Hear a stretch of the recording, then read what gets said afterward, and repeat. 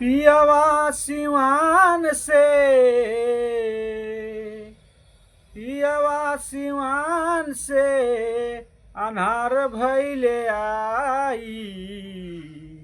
आ देवर तनी देहिया पे डाली दरे जाई। देवर तनी देहिया पे डाली दरे जाई।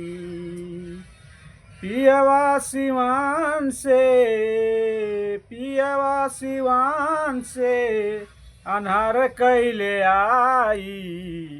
आ पेवर देवर तनी देहिया पे डाली दरे जाई।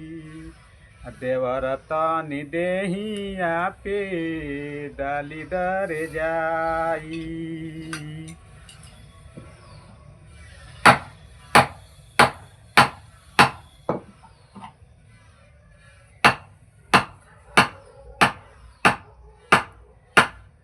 अरे आठाना के काम होता 1 रुपया खर्चा।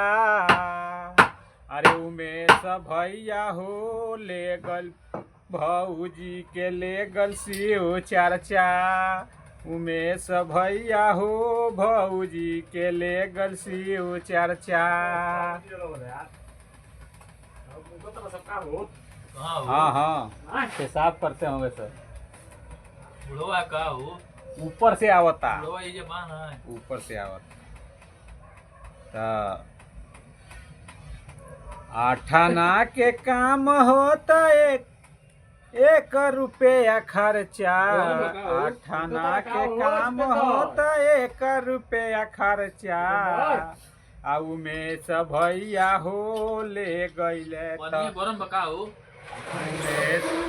उमेश भैया हो ले गईले भौजी के शिव चर्चा। उमेश भैया हो भौजी के ले गल शिव चर्चा।